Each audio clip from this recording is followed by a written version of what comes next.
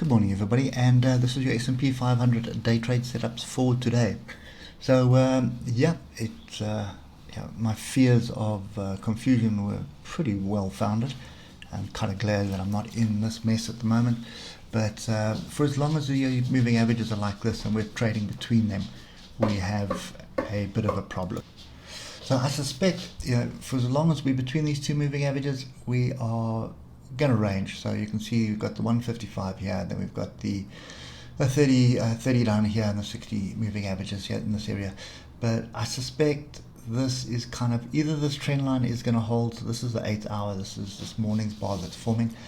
Don't like the oscillators. They have crossed over and they're sort of starting to dip below the 80. So that would indicate a bit of a bigger move to the downside, which would possibly break the trend line, and then you may find support down here at 44.453 and 44.45, not 3.3. But anyway, 44.45. That's kind of the area that we're at. This 4,500 has obviously been rejected again, and this is the second week that it's been rejected. So right now we have a bit of a pin bar forming on the weekly. So it's going to be interesting to see who gains control towards the end of the week. We start looking at the 3 hour. Oscillators are pointing quite strongly to the downside, but we have a moving average crossover here, which is still bullish territory, although we are below the 155. So mixed signals there on the moving averages. Also the oscillators come to the downside. But in my experience, when we see the moving averages like this, it's a lot of times you get a pullback back to come and test it, or alternatively you're going back above the moving averages. And as soon as you start doing that, then that starts confirming that we have a range in play. And these are the extremes of the range, and we'll get to that now on the hour when we start looking at what the actual levels are. Okay, so first thing, obviously 45.90 is the top of the range, and bottom of the range is down here at 44.45. If you look to the left at the moment, we are hovering in this area of potential support. So we found support here, we broke through, we've come back, and it does look like we're testing. So this could ultimately be an area to pay attention to. We've got another crossover of the moving averages at the moment. We're below the 155, and you can see how the buyers came in on the 155 here. It's always such a great opportunity for scalps, especially when you've broken through. You can see you've got the news come through. The news is bad, and remember what I say, don't trade the news, wait for the structure to form. And this is the structure here. This big pin bar off that area was the structure. But at the same time, if you just had an entry here with a stop up there, is 240 point stop loss, so it would have stressed you out as this thing started coming up towards your stop loss. And if you're watching it, most of the time people just climb out of it because they think they were wrong. Meanwhile, they actually got the right entry for a move to the downside. So yeah, I'm kind of looking at what's going on in this space here. Now, pretty much similar to what I'm thinking on the DAX at the moment is I have a feeling this is going to be with us for quite some time. So we can't always just sit on the sides. So we need to adapt our strategies. And for me, that means looking at a lower time frame.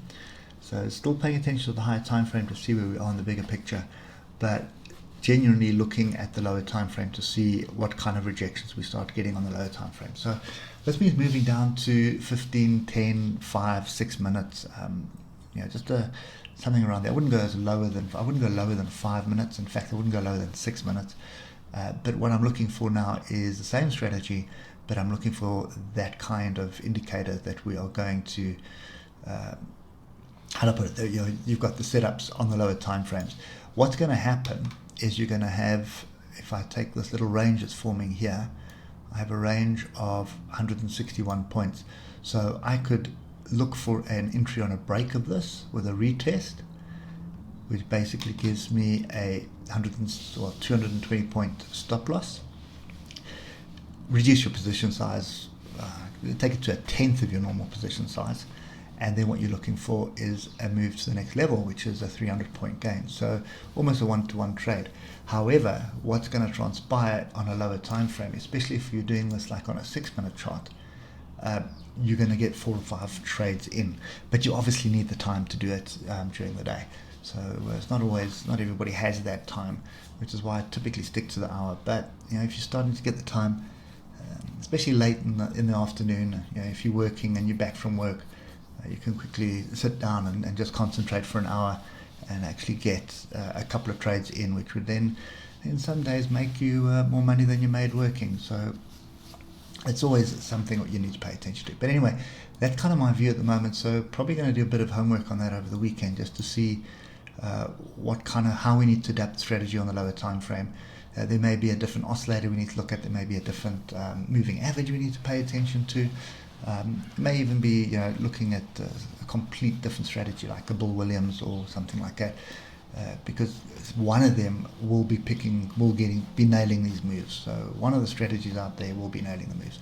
At the moment, we're all over the place. So using the strategy we've got now, we're still sitting on the sidelines. We haven't traded pretty much almost in longer than a week now, and we run the risk of forcing a trade, and you don't want to do that.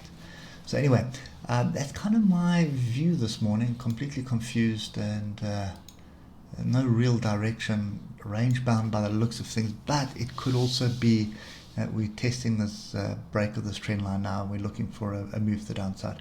But I think you need to wait for the European Open to see how Europe responds to the USA's late afternoon crash here, because that was pre-market, that was market open, and then we hovered, and Europe would have closed somewhere around here, and then the US futures kept going until they closed, and then futures carried on going.